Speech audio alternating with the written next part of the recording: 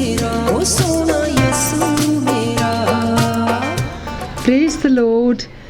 खुदा ਯਿਸੂ ਮਸੀਹ ਦਾ ਲੱਖ ਲੱਖ ਸ਼ੁਕਰ ਹੈ ਕਿ ਅੱਜ ਫਿਰ ਤੁਹਾਡੇ ਲਈ ਮੈਂ enemy of the Jesus Christ program ਤੁਹਾਡੇ ਚਹੀਤਾ ਪ੍ਰੋਗਰਾਮ ਲੈ ਕੇ ਹਾਜ਼ਰ ਹੋਈ ਹਾਂ। ਇਹਦੇ ਵਿੱਚ ਅਸੀਂ ਅੱਜ ਤੁਹਾਡੇ ਨਾਲ ਡਿਸਕਸ ਕਰਨੀਆਂ ਨੇ ਚੀਜ਼ਾਂ।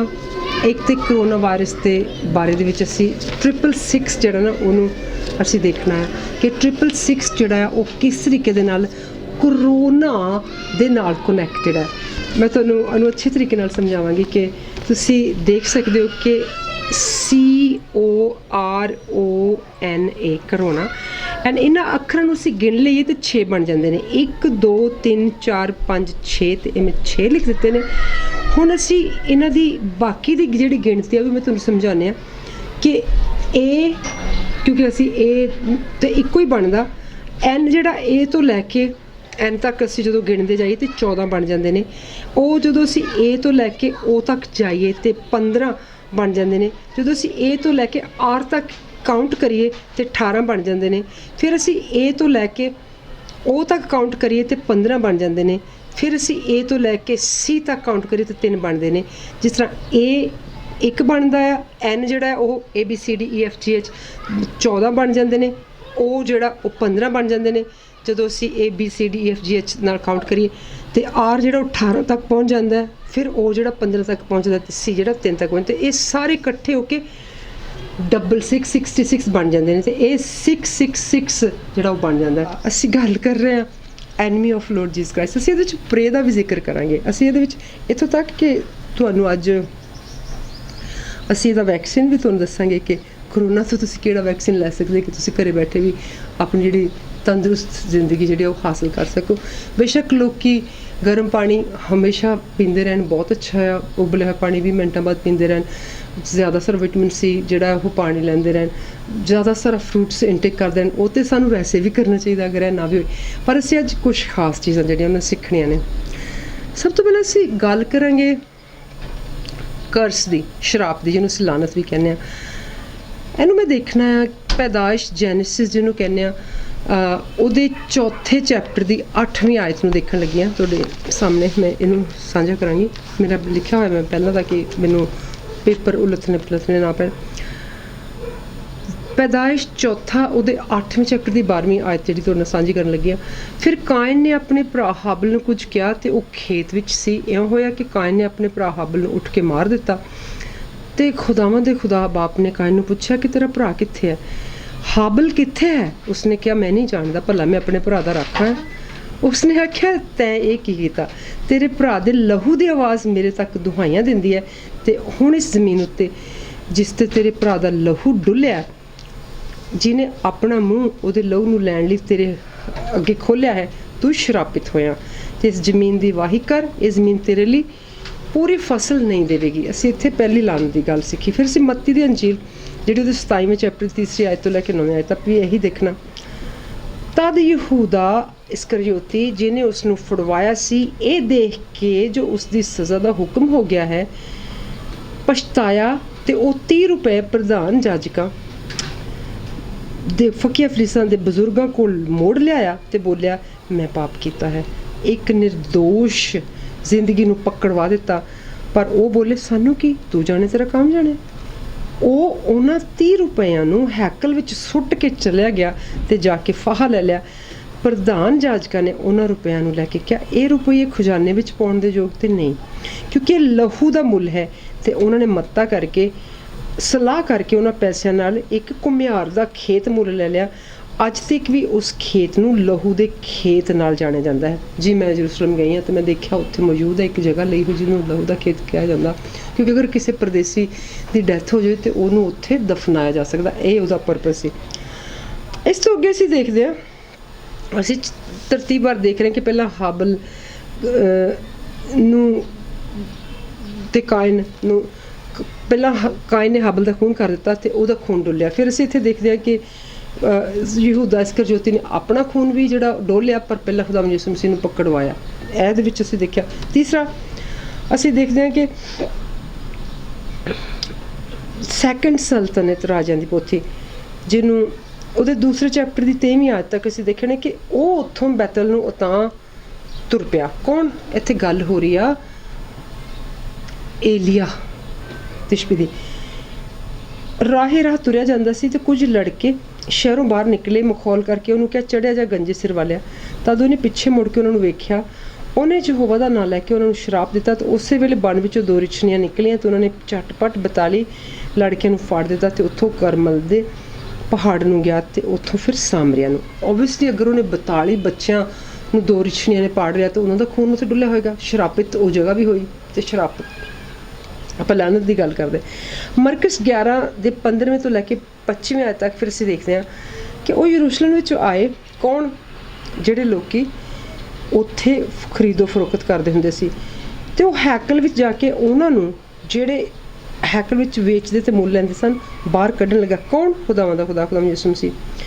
ਸ਼ਰਾਫਾਂ ਤੇ ਤਖਤ ਪੋਸ਼ ਦੇ ਉੱਤੇ ਕਬੂਤਰ ਵੇਚਣ ਵਾਲਿਆਂ ਦੀਆਂ ਚੌਂਕੀਆਂ ਉਸਨੇ ਉਲਟਾ ਛੱਡੀਆਂ ਤੇ ਹੈਕਲ ਵਿੱਚੋਂ ਭਾਂਡਾ ਲੈ ਕੇ ਕਿਸੇ ਨੂੰ ਲੰਘਣ ਨਾ ਦਿੱਤਾ ਤੇ ਉਪਦੇਸ਼ ਇਹ ਦਿੱਤਾ ਕਿ ਲਿਖਿਆ ਹੋਇਆ ਕਿ ਮੇਰਾ ਘਰ ਸਾਰੀਆਂ ਕੌਮਾਂ ਲਈ ਪ੍ਰਾਰਥਨਾ ਘਰ ਖਵਾਏਗਾ ਤੇ ਤੁਸੀਂ ਇਹਨੂੰ ਡਾਕੂਆਂ ਤੇ ਚੋਰਾਂ ਦੀ ਖੇਹ ਬਣਾ ਛੱਡਿਆ। ਦੇਖੋ ਆਹ ਜਿਹੜੀ ਸਾਰੀਆਂ ਗੱਲਾਂ ਤੁਸੀਂ ਸੁਣੋਗੇ ਕਿ ਇਹਦੇ ਵਿੱਚ ਕਿਹੜੀ ਚੀਜ਼ ਹੈ ਜਿਹੜੀ ਕਾਮਨ ਆ। ਇਹ ਕਿ ਇਹ ਜਿਹੜੇ ਵੀ ਕੈਰੈਕਟਰਸ ਅਸੀਂ ਦੇਖੇ ਆ ਖੁਦਾ ਯਿਸੂ ਮਸੀਹ ਨੂੰ ਛੱਡ ਕੇ ਦੂਸਰੇ ਜਿਹੜੇ ਕੈਰੈਕਟਰਸ ਆ, ਖਾਸ ਕਰਕੇ ਜਿਹੜਾ ਅਸੀਂ ਇੱਥੇ ਸਲਤਨਤ ਦੇ ਵਿੱਚ ਵੀ ਦੇਖਿਆ, ਉਹ ਦੁਆ ਨੂੰ ਪ੍ਰਾਇਓਰਟਾਈਜ਼ ਕਰਨ ਦੀ ਬਜਾਏ ਜ਼ਿਆਦਾ ਕੀ ਕਰ ਰਹੇ ਨੇ, ਉਹ ਸ਼ਰਾਪ, ਇੱਥੇ ਲਾਨਤ, ਇੱਥੇ ਗੁੱਸਾ, ਇੱਥੇ ਖੂਨ ਡੁੱਲਿਆ, ਇੱਥੇ ਅਸੀਂ ਲਾਨਤ, ਇੱਥੇ ਕਰਸ ਦੇਖ ਰਹੇ ਹਾਂ। ਦੁਆ ਨਹੀਂ, ਦੁਆ ਕੀਤੀ ਨਹੀਂ ਜਾ ਰਹੀ, ਜੇ ਦੁਆ ਡਿਸਟਰਬ ਕੀਤੀ ਜਾ ਰਹੀ ਸ਼ੈਤਾਨ ਦੇ ਰਾਹੀਂ, ਜਾਂ ਦੁਆ ਜਿਹੜੀ ਆ ਉਹ ਉਹਨਾਂ ਦੀ ਕਿਸੇ ਵੀ ਤਰੀਕੇ ਨਾਲ ਉਹਦਾ ਕਨੈਕਸ਼ਨ ਜਿਹੜਾ ਉਹ ਟੁੱਟ ਰਿਹਾ। ਕਦੋਂ ਸਾਡਾ ਕਨੈਕਸ਼ਨ ਖੁਦਾ ਦੇ ਨਾਲ ਨਹੀਂ ਜੁੜ ਪਾਉਂਦਾ। ਅਸੀਂ ਇੱਥੇ ਦੇਖਦੇ ਹਾਂ ਕਿ ਜਦੋਂ ਅਸੀਂ ਅਧਿਕਾਰ ਨਾਲ ਪ੍ਰਾਰਥਨਾ ਨਹੀਂ ਕਰਦੇ, ਕਿਉਂ? ਕਿਉਂਕਿ ਪ੍ਰੇਅਰ ਉਹ ਸਭ ਕੁਝ ਕਰ ਸਕਦੀ ਹੈ ਜੋ ਖੁਦਾ ਕਰ ਸਕਦਾ ਹੈ। ਹੁਣ ਤੁਸੀਂ ਕਹੋਗੇ ਪ੍ਰੇਅਰ ਉਹ ਸਭ ਕੁਝ, ਪ੍ਰਾਰਥਨਾ ਉਹ ਸਭ ਕੁਝ ਕਰ ਸਕਦੀ ਹੈ ਜਿਹੜਾ ਕੁਝ ਖੁਦਾ ਕਰ ਸਕਦਾ, ਕਿਉਂਕਿ ਅਸੀਂ ਉਹਨੂੰ ਖੁਦਾ ਨੂੰ ਜਦੋਂ ਪ੍ਰਾਰਥਨਾ ਕਰਦੇ ਹਾਂ ਤੇ ਅਗਰ ਕਰਾਂਗੇ ਤੇ ਉਹ ਵੀ ਕਰੇਗਾ। 9ਵੇਂ ਇਸੇ ਤਰ੍ਹਾਂ ਪਹਿਲੇ ਕੁਰਿੰਥੀਆਂ ਦੇ 9ਵੇਂ ਚੈਪਟਰ ਦੀ 27ਵੀਂ ਆਇਤ ਦੇ ਵਿੱਚ ਵੀ ਅਸੀਂ ਦੇਖ ਸਕਦੇ ਹਾਂ ਕਿ ਸਾਨੂੰ ਆਪਣੇ ਆਪ ਨੂੰ ਖੁਦਾ ਦੀ ਹਜ਼ੂਰੀ ਦੇ ਵਿੱਚ ਜਦੋਂ ਅਸੀਂ ਰੱਖਾਂਗੇ ਤੇ ਉਹ ਸਾਨੂੰ, ਸਾਡੇ ਜਿਸਮ ਨੂੰ ਉਹ ਆਪਣੇ ਵੱਡੇ ਨਾਂ ਦੇ ਜਲਾਲ ਲਈ ਇਸਤੇਮਾਲ ਕਰ ਸਕਦਾ ਹੈ ਨਾ। ਫਿਰ ਅਸੀਂ ਦੇਖਦੇ ਕਿ ਜਦੋਂ ਅਸੀਂ ਆਪਣੇ ਖਿਆਲਾਂ ਦੀ ਜਿਹੜੀ ਜੇਲ੍ਹ ਆ ਉਹਦੇ 'ਚ ਫਸ ਕੇ ਰਹਿ ਜਾਂਦੇ ਹਾਂ, ਚਾਹੇ ਕੋਈ ਖਾਣੇ ਪਕਾਈ ਜਾਂਦਾ ਫਿਰ ਉਹਨਾਂ ਨੂੰ ਖਾਈ ਜਾਂਦਾ, ਉਹਦਾ ਇੱਕ ਰੂਟੀਨ ਬਣ ਗਿਆ, ਉਹਦੀ ਜੇਲ੍ਹ, ਉਸ ਤੋਂ ਬਾਹਰ ਨਹੀਂ ਨਿਕਲ ਰਿਹਾ। ਕੋਈ ਇਸੇ ਤਰ੍ਹਾਂ ਬਾਣੇ ਬਣਾਈ ਜਾਂਦਾ, ਪਾਈ ਜਾਂਦਾ, ਫਿਰ ਫੋਟੋ ਖਿੱਚ ਕੇ ਉਹਨਾਂ ਨੂੰ ਲਾਈ ਜਾਂਦਾ, ਚਾਹੇ ਕੋਈ ਟਿਕਟੋਕ ਵਾਲਾ ਹੋ ਗਿਆ, ਚਾਹੇ ਇਹ ਉਹਨਾਂ ਦਾ ਇੱਕ ਰੂਟੀਨ ਬਣ ਗਿਆ, ਹੀ ਉਹਨਾਂ ਦੀ ਜੇਲ੍ਹ ਵੀ ਸਾਬਤ ਹੋ ਜਾਂਦੀ ਆ। ਐਂਡ ਉਹਦੇ 'ਚੋਂ ਬਾਹਰ ਨਿਕਲ ਪਾ ਰਹੇ। ਐਂਡ ਸ਼ੈਤਾਨ ਬੜਾ ਖੁਸ਼ ਆ ਕਿ ਕੁਛ ਲੋਕ ਸੋ ਕੋਲ ਦੇਖਣ ਨੂੰ ਲੱਗਦੇ ਕਿ ਖੁਦਾ ਪ੍ਰਸਤਾ, ਪਰ ਐਕਚੁਅਲੀ ਉਹ ਇਹਨਾਂ ਚੀਜ਼ਾਂ ਦੇ ਵਿੱਚ ਬਿਜ਼ੀ ਆ। ਉਹ ਸ਼ੈਤਾਨ ਦੇ ਜਿਹੜਾ ਫਰੇਮ ਆ ਉਹਦੇ ਵਿੱਚ ਫਿੱਟ ਨੇ ਤੇ ਉਹ ਖੁਸ਼ ਆ ਕਿ ਇਹ ਲੋਕਾਂ ਨੂੰ ਨਜ਼ਰ ਆਉਂਦੇ ਹੋਏ ਵੀ ਐਕਚੁਅਲੀ ਉਹ ਤੋਂ ਕੋਹਾਂ ਮੀਲ ਦੂਰ ਹੈ। ਜਦੋਂ ਅਸੀਂ ਅਧਿਕਾਰ ਨਾਲ ਪ੍ਰਾਰਥਨਾ ਕਰਦੇ ਹਾਂ ਨਾ, ਇੱਥੇ ਮੈਂ ਤੁਹਾਡੇ ਨਾਲ ਇੱਕ ਉਹ ਥੋੜ੍ਹਾ ਯੂਜ਼ ਕਰਾਂਗੀ, ਥੋੜ੍ਹਾ ਜਿਹਾ। ਖੁਦਾਵੰਦ ਯਿਸੂ ਮਸੀਹ, ਮੈਂ ਤੁਹਾਡਾ ਸ਼ੁਕਰ ਕਰਦੀ ਹਾਂ, ਤੁਸੀਂ ਮੈਨੂੰ ਸ਼ੈਤਾਨ ਦੀ ਸਾਰੀ ਸ਼ਕਤੀ ਉੱਪਰ ਅਧਿਕਾਰ ਦਿੱਤਾ ਹੈ, ਹੱਕ ਦਿੱਤਾ ਹੈ, ਐਂਡ ਮੈਂ ਉਸ ਹੱਕ ਨੂੰ ਇਸਤੇਮਾਲ ਕਰਨ ਜਾ ਰਹੀ ਹਾਂ। ਪ੍ਰਭੂ ਯਿਸੂ ਮਸੀਹ ਦੇ ਜ਼ਿੰਦਾ ਨਾਮ ਵਿੱਚ ਸ਼ੈਤਾਨਾ, ਮੈਂ ਤੇਰਾ ਸਾਹਮਣਾ ਕਰਦੀ ਹਾਂ, ਮੇਰੀ ਜ਼ਿੰਦਗੀ ਤੋਂ ਦੂਰ ਹੋ ਜਾ। ਮੱਤੀ 4 ਦੀ 10ਵੀਂ ਆਇਤ ਮੁਤਾਬਿਕ ਮੈਂ ਸ਼ੈਤਾਨ ਦੀ ਸਾਰੀ ਯੋਜਨਾ ਨੂੰ ਪ੍ਰਭੂਆਂ ਦੇ ਪ੍ਰਭੂ ਖੁਦਾਵੰਦ ਯਿਸੂ ਮਸੀਹ ਦੇ ਲਹੂ ਨਾਲ ਰੱਦ ਕਰਦੀ ਹਾਂ। ਸ਼ੈਤਾਨ ਨੂੰ ਪੈਰਾਂ ਥੱਲੇ ਕੁਚਲਦੀਆਂ ਅਤੇ ਪਾਕ ਰੂਹ ਦੀ ਅੱਗ ਨਾਲ ਸ਼ੈਤਾਨ ਦੀ ਸਾਰੀ ਸ਼ਕਤੀ ਨੂੰ ਭਸਮ ਕਰਦੀ ਹਾਂ ਤੇ ਹਰ ਇੱਕ ਕਮਜ਼ੋਰੀ, ਬਿਮਾਰੀ ਜੋ ਮੇਰੇ ਸਰੀਰ ਨੂੰ ਨੁਕਸਾਨ ਪਹੁੰਚਾਉਂਦੀ ਹੈ, ਖੁਦਾਵੰਦ ਯਿਸੂ ਮਸੀਹ ਦੇ ਪਵਿੱਤਰ ਆਤਮਾ ਦੀ ਅੱਗ ਨਾਲ ਭਸਮ ਕਰਦੀ ਹਾਂ। ਮੈਂ ਉਸ ਸ਼ਰਾਪ ਨੂੰ, ਉਸ ਕਰਸ ਨੂੰ, ਉਸ ਲਾਨਤ ਨੂੰ ਤੋੜਦੀ ਹਾਂ ਜੋ ਮਨੁੱਖਾਂ 'ਤੇ ਭਰੋਸਾ ਰੱਖਣ ਨਾਲ ਸਾਡੇ ਜੀਵਨ ਵਿੱਚ ਬੁਰੀਆਂ ਬੈਬਤਾਂ ਦੁਆਰਾ ਆਈ। ਅਤੇ ਮੈਂ ਆਪਣੇ ਪਰਿਵਾਰ ਨੂੰ, ਆਪਣੇ ਆਪ ਨੂੰ, ਆਪਣੀ ਜਾਇਦਾਦ, ਆਪਣੇ ਕਾਰੋਬਾਰ ਨੂੰ ਖੁਦਾਵੰਦ ਦੇ ਖੁਦਾ ਯਿਸੂ ਮਸੀਹ ਦੇ ਪਵਿੱਤਰ ਲਹੂ 'ਚ ਲੁਕੋ ਦਿੰਦੀ ਹਾਂ ਅਤੇ ਨਸ਼ੇ ਵਾਲੀ ਸਾਰੀ ਦੁਸ਼ਟ ਆਤਮਾ ਤੋਂ ਆਪਣੇ ਆਪ ਨੂੰ ਤੇ ਆਪਣੇ ਸਾਰੇ ਭੈਣਾਂ ਭਾਈ ਨੂੰ ਆਜ਼ਾਦ ਕਰਦੇ ਹਾਂ। ਖੁਦਾਵੰਦ ਯਿਸੂ ਮਸੀਹ ਦੇ ਪਵਿੱਤਰ ਆਤਮਾ ਦੀ ਸ਼ਕਤੀ, ਨਿਸ਼ਾਨ, ਅਦਭੁਤ ਕੰਮ ਸਾਡੇ ਸਾਰੇ 'ਤੇ ਪ੍ਰਗਟ ਕਰੋ ਅਤੇ ਆਪਣੇ ਸਵਰਗਦੂਤਾਂ ਵੱਲੋਂ ਸਾਡੇ ਵੱਲੋਂ ਸ਼ੈਤਾਨ ਨਾਲ ਯੁੱਧ ਕਰਨ ਦੀ ਇਜਾਜ਼ਤ ਦਿਓ। ਪ੍ਰਭੂ ਯਿਸੂ ਮਸੀਹ ਦੇ ਲਹੂ ਦੁਆਰਾ ਪਾਪਾਂ ਦੀ ਮਾਫੀ, ਸ਼ਕਤੀ, ਸ਼ਾਂਤੀ, ਪਵਿੱਤਰ ਆਤਮਾ ਦਾ ਵਰਦਾਨ ਪਾ ਲੈਂਦੀ ਹਾਂ। ਸ਼ੈਤਾਨਾ, ਤੂੰ ਹਾਰਿਆ ਹੋਇਆ ਤੇ ਝੂਠਾ ਹੈ। ਖੁਦਾਵੰਦ ਯਿਸੂ ਮਸੀਹ ਨੇ ਸਲੀਬ 'ਤੇ ਤੇਰਾ ਖੁੱਲ੍ਹ ਮੁਖੁੱਲਾ ਤਮਾਸ਼ਾ ਬਣਾਇਆ, ਤੇਰੇ ਸਿਰ ਨੂੰ ਕੁਚਲ ਕੇ ਤੀਜੇ ਦਿਨ ਉਹ ਮੁਰਦਿਆਂ ਵਿੱਚੋਂ ਜੀ ਉੱਠਿਆ। ਐਂਡ ਮੇਰੀ ਇਹ ਅਰਦਾਸ ਸੁਣਨ ਲਈ ਉਹ ਮੇਰੇ ਅੱਗੇ ਉਹ ਜਿਉਂਦਾ ਹੈ। ਮੈਂ ਪਵਿੱਤਰਤਾਈ ਦੇ ਆਤਮਾ ਨੂੰ ਆਪਣੇ ਸਰੀਰ ਵਿੱਚ ਰਹਿਣ ਦੀ ਇਜਾਜ਼ਤ ਦਿੰਦੀ ਹਾਂ। ਆਪਣੇ ਆਪ ਨੂੰ ਇਸ ਪਵਿੱਤਰਤਾਈ ਵਿੱਚ ਚੱਲਣ ਲਈ ਖੁਦਾਵੰਦ ਯਿਸੂ ਮਸੀਹ ਦੇ ਨਾਮ 'ਚ ਤਿਆਰ ਕਰਦੀ ਹਾਂ। ਕਿਉਂ ਅਸੀਂ ਖੁਦਾਵੰਦ ਯਿਸੂ ਮਸੀਹ ਦੇ ਵਿੱਚ ਹਰ ਬਿਮਾਰੀ ਤੇ ਹਰ ਸ਼ੈਤਾਨੀ ਸ਼ਕਤੀ ਤੇ ਪਾਪ ਉੱਤੇ ਫਤਿਹ ਹਾਸਲ ਕਰਦੇ, ਹਰ ਉਸ ਵਾਅਦੇ ਨੂੰ ਜੋ ਸਾਡੇ ਦੁਆਰਾ ਜਾਂ ਸਾਡੇ ਵੱਡਿਆਂ ਵਡੇਰਿਆਂ ਦੁਆਰਾ ਦੁਸ਼ਟ ਆਤਮਾ ਨਾਲ ਕੀਤਾ ਗਿਆ ਤੋੜਦੀਆਂ, ਸਾਰੇ ਪਾਪਾਂ ਦੀ ਮਾਫੀ ਮੰਗ ਕੇ ਖੁਦਾਵੰਦ ਯਿਸੂ ਮਸੀਹ ਦੀ ਧੀ ਬਣ ਗਈਆਂ। ਹੁਣ ਦੁਸ਼ਟ ਆਤਮਾ ਮੈਨੂੰ ਨਾਸ਼ ਨਹੀਂ ਕਰ ਸਕਦੀਆਂ। ਖੁਦਾਵੰਦ ਯਿਸੂ ਮਸੀਹ ਦੇ ਨਾਮ ਵਿੱਚ ਮੈਂ ਉਹਨਾਂ ਨੂੰ ਅਧਿਕਾਰ ਨਾਲ, ਹੱਕ ਨਾਲ, ਅਥਾਰਟੀ ਨਾਲ ਮੱਤੀ 18 ਦੀ 18ਵੀਂ ਆਇਤ ਦੇ ਮੁਤਾਬਿਕ ਬੰਨ੍ਹ ਦਿੰਦੀ ਹਾਂ।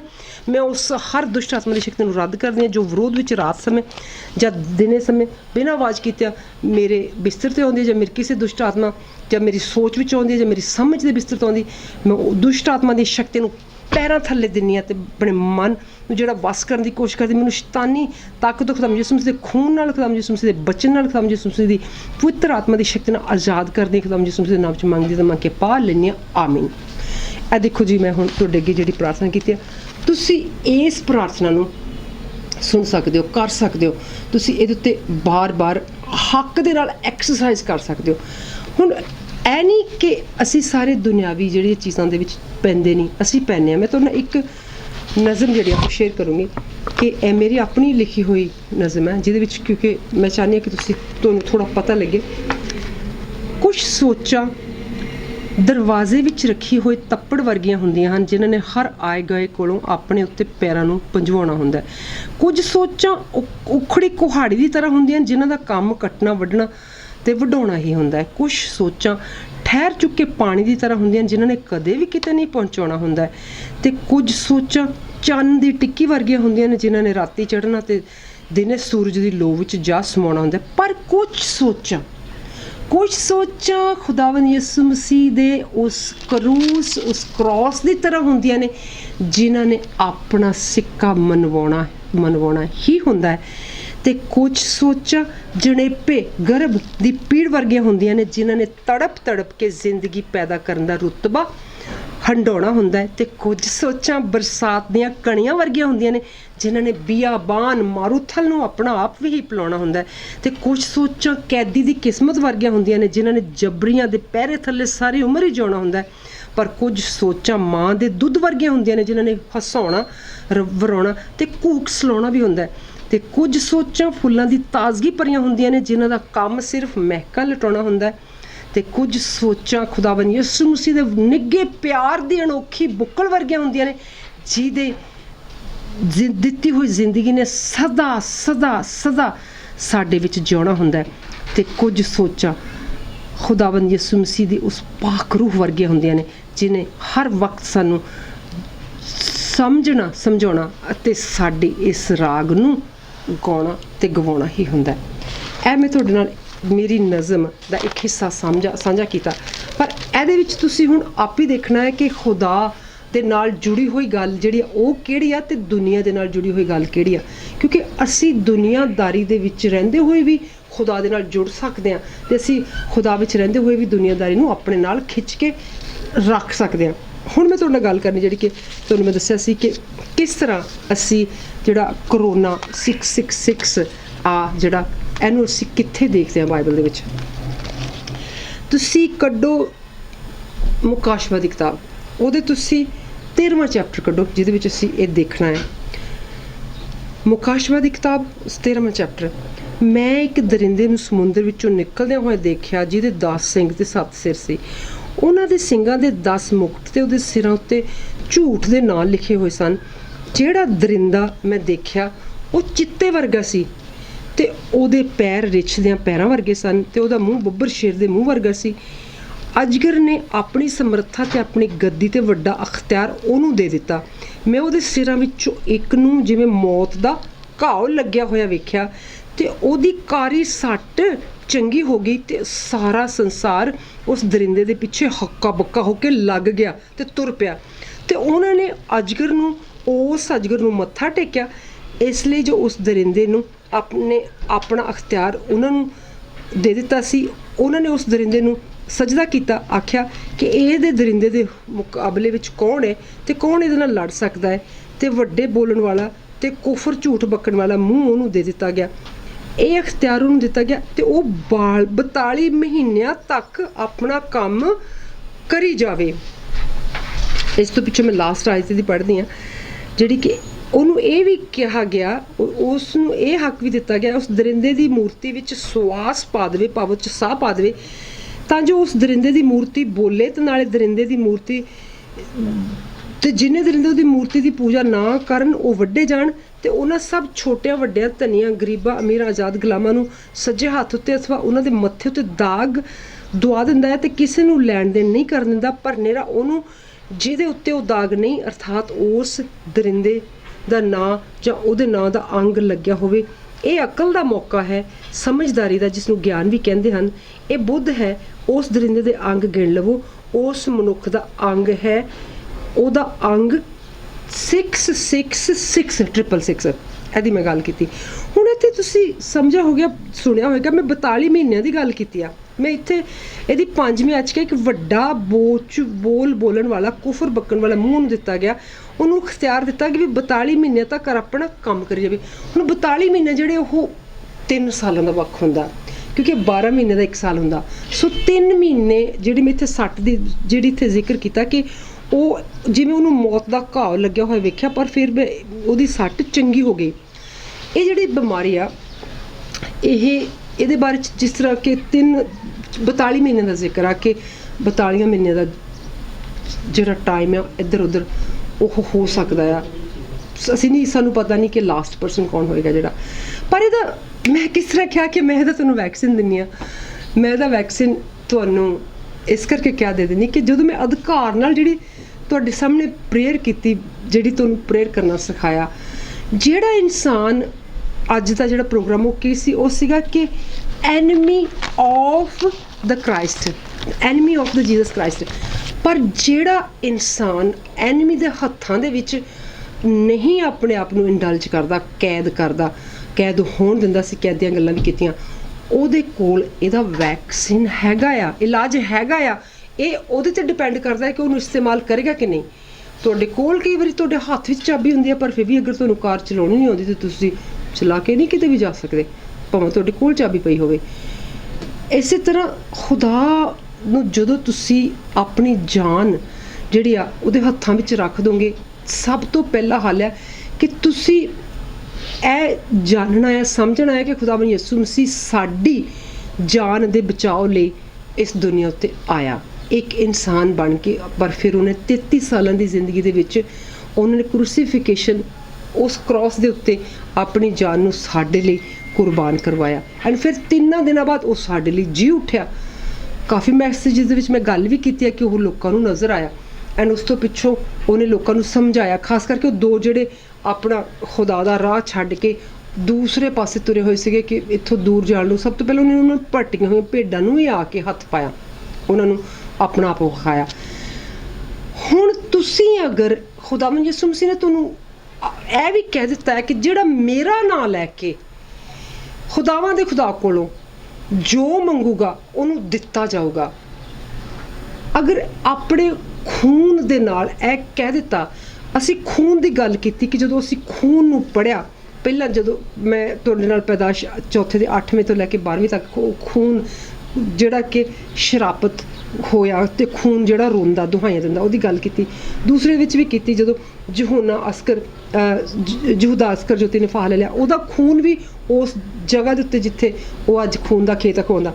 ਚੌਥਾ ਮੈਂ ਗੱਲ ਕੀਤੀ ਤੁਹਾਡੇ ਨਾਲ ਜਿਹੜੀ 2 ਕਿੰਗਸ ਦੀ, ਜਿੱਥੇ ਉਹ 42 ਬੱਚਿਆਂ ਦਾ ਖੂਨ ਡੁੱਲਿਆ, ਜਿਹੜੇ 2 ਰਿਛਣੀਆਂ ਨੇ ਉਹਨੂੰ ਪਾੜ ਖਾਧਾ। ਪਰ ਇਹ ਸਾਰਾ ਖੂਨ ਜਿਹੜਾ ਭਾਵੇਂ ਇੱਥੇ ਕਰੋੜਾਂ ਲੋਕਾਂ ਦਾ ਖੂਨ ਡੁੱਲ ਜਾਵੇ, ਉਸ ਖੂਨ ਉੱਤੇ ਭਾਰੀ ਨਹੀਂ ਹੋ ਸਕਦਾ ਜਿਹੜਾ ਖੁਦਾਵਾਂ ਦੇ ਖੁਦਾ ਯਿਸੂ ਅਲ ਮਸੀਹ ਨੇ ਸਾਡੇ ਲਈ ਵਹਾਇਆ ਤੇ ਸਾਡੀਆਂ ਸਾਰੀਆਂ ਬਿਮਾਰੀਆਂ ਨੂੰ ਉਹ ਆਪਣੇ ਉੱਤੇ ਚੁੱਕ ਕੇ ਲੈ ਗਏ। ਐਂਡ ਜਦੋਂ ਅਸੀਂ ਇਸ ਵੈਕਸੀਨ ਨੂੰ ਆਪਣੇ ਆਪ ਨੂੰ ਹਰ ਸਾਹ ਦੇ ਨਾਲ ਲਾਉਂਦੇ ਹਾਂ, ਜਦੋਂ ਅਸੀਂ ਕਹਿੰਦੇ ਹਾਂ ਉਹ ਜਿਹੜੀ ਸ਼ਰੀਅਤ ਦੀ ਕਿਤਾਬ ਜਿਹਨੂੰ ਮੂਸਾ ਨੇ ਕਿਹਾ ਸੀਗਾ ਕਿ ਤੇਰੇ ਮੂੰਹ ਤੋਂ ਵੱਖ ਨਾ ਹੋਵੇ, ਤੇਰੇ ਸਿਰ ਤੋਂ ਵੱਖ ਨਾ ਹੋਵੇ, ਤੇਰੇ ਗਲੇ ਤੋਂ ਵੱਖ ਨਾ ਹੋਵੇ, ਤੇਰੀ ਸੋਚ ਤੋਂ ਵੱਖ ਨਾ ਹੋਵੇ, ਤੇਰੇ ਦਿਲ ਤੋਂ ਵੱਖ ਨਾ ਹੋਵੇ, ਤੇ ਉਹ ਵੈਕਸੀਨ ਸਾਡੇ ਉੱਤੇ ਕੰਮ ਕਰਦੀ ਆ। ਉਹ ਵੈਕਸੀਨ ਸਾਡੇ ਉੱਤੇ ਕੰਮ ਕਰ ਸਕਦੀ ਕਿਉਂਕਿ ਸਾਡੇ ਉੱਤੇ ਉਹ ਖੂਨ ਸਾਰੇ ਖੂਨਾਂ ਦੇ ਉੱਤੇ ਭਾਰੀ ਆ। ਤੇ ਤੁਸੀਂ ਤੰਦਰੁਸਤ ਰਹੋਗੇ, ਤੁਹਾਨੂੰ ਕੁਛ ਨਹੀਂ ਹੋ ਸਕਦਾ। ਤੁਸੀਂ ਬਚਾਉਣ ਵਾਲਿਆਂ ਵਿੱਚ ਗਿਣੇ ਜਾਓਗੇ, ਤੁਸੀਂ ਉਹਨਾਂ ਲੋਕਾਂ 'ਚ ਕੰਮ ਕਰੋਗੇ ਜਿਹੜੇ ਬਚਾਉਂਦੇ ਨੇ। ਪਰ ਤੁਸੀਂ ਖੁਦਾਵੰਦ ਯਿਸੂ ਮਸੀਹ ਨੂੰ ਪਹਿਨ ਕੇ ਜਦੋਂ ਜਾਓਗੇ, ਪਹਿਨ ਕੇ ਜਦੋਂ ਆਪਣੇ ਆਪ ਨੂੰ ਉੱਥੇ ਲੈ ਕੇ ਜਾਓਗੇ, ਸੋ ਤੁਹਾਡੇ ਲਈ ਬੜੀ ਖੁਸ਼ੀ ਦੀ ਗੱਲ ਹੈ, ਜਿੱਤ ਦੀ ਗੱਲ ਹੈ ਕਿ ਆਹ ਜਿਹੜਾ ਪ੍ਰੋਗਰਾਮ ਹੈ ਦਾ ਐਨਮੀ ਆਫ ਜੀਸਸ ਕ੍ਰਾਈਸਟ, ਉਹਦੇ ਵਿੱਚੋਂ ਅਸੀਂ ਇਹ ਸਿੱਖਿਆ ਆ ਕਿ ਜਿਹੜਾ ਇਨਸਾਨ ਖੁਦਾਵੰਦ ਯਿਸੂ ਮਸੀਹ ਦੇ ਖੂਨ ਦੀ ਵੈਕਸੀਨ ਆਪਣੇ ਅੰਦਰ ਲੈਂਦਾ ਹੈ ਨਾ, ਉਹ ਹਰ ਕਰੋਨਾ ਵਾਇਰਸ ਉੱਤੇ ਭਾਰੀ ਆ, ਹਰ ਤਰ੍ਹਾਂ ਦੀਆਂ ਵਾਇਰਸਿਸ ਦੇ ਉੱਤੇ ਭਾਰੀ ਆ। ਪਾਪ ਦੀ ਵਾਇਰਸ ਦੇ ਉੱਤੇ ਭਾਰੀ ਜਿਹੜੀ ਸਾਡੇ ਦਿਲਾਂ ਦੇ ਵਿੱਚੋਂ ਉਤਪੰਨ ਹੁੰਦੀ, ਗੁਨਾਹ ਦੀ ਵਾਇਰਸ ਦੇ ਉੱਤੇ ਭਾਰੀ ਆ ਜਿਹੜੀ ਸਾਡੇ ਦਿਲਾਂ ਦੇ ਵਿੱਚ ਉਤਪੰਨ ਹੁੰਦੀ ਆ, ਝੂਠ ਦੀ ਵਾਇਰਸ ਦੇ ਉੱਤੇ ਭਾਰੀ ਆ, ਕਿਉਂਕਿ ਉਹ ਇਨਸਾਨ ਝੂਠ ਬੋਲ ਨਹੀਂ ਸਕਦਾ, ਨਾ ਝੂਠਿਆਂ ਦੇ ਨਾਲ ਤੁਰ ਸਕਦਾ, ਨਾ ਝੂਠਿਆਂ ਦੇ ਨਾਲ ਚੱਲ ਸਕਦਾ, ਨਾ ਲੋਕਾਂ ਨੂੰ ਫੋਕੀ ਵਾਹ ਵਾਸਤੇ ਉਤਸ਼ਾਹਿਤ ਕਰ ਸਕਦਾ। ਨਹੀਂ, ਉਹ ਦੋ ਧਾਰੀ ਤਲਵਾਰ ਦੀ ਤਰ੍ਹਾਂ ਜਿਹਦਾ ਕੰਮ ਆ ਕਿ ਉਹਨੇ ਦੋਨੇ ਤਰ੍ਹਾਂ ਕੱਟਣਾ ਆ, ਉਹਨੇ ਸੱਚ ਨਾਲ ਝੂਠ ਨੂੰ ਵੱਖ ਕਰ ਦੇਣਾ।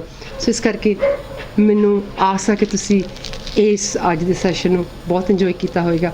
ਜੁੜੇ ਰਹੋ ਮੇਰੇ ਨਾਲ, ਤੇ ਹਮੇਸ਼ਾ ਯਿਸੂ ਕੁਝ ਵੀ ਕਰ ਸਕਦਾ ਦੇਖਦੇ ਰਹੋ। ਮੈਂ ਤੁਹਾਡੇ ਲਈ ਇਸੇ ਤਰ੍ਹਾਂ ਖੁਦਾਵੰਦ ਯਿਸੂ ਮਸੀਹ ਦੀ ਹਜ਼ੂਰੀ ਦੇ ਵਿੱਚ, ਉਹਦੀ ਭਰਪੂਰੀ ਦੇ ਵਿੱਚ, ਉਹਦੀ ਅਥਾਰਟੀ ਦੇ ਨਾਲ ਉਹਦੇ ਦਿੱਤੇ ਹੋਏ ਵਚਨਾਂ ਨੂੰ ਲੈ ਕੇ ਆਉਂਦੀ ਰਹਾਂਗੀ ਐਂਡ ਤੁਹਾਡੇ ਨਾਲ ਸ਼ੇਅਰ ਕਰਦੀ ਰਹਾਂਗੀ। In the name of Lord Jesus Christ, ਤੁਸੀਂ ਪਾਉਂਦੇ ਰਹੋ ਢੇਰੋਂ ਬਰਕਤ with authority of Lord Jesus Christ. Be blessed and stay blessed. Amen.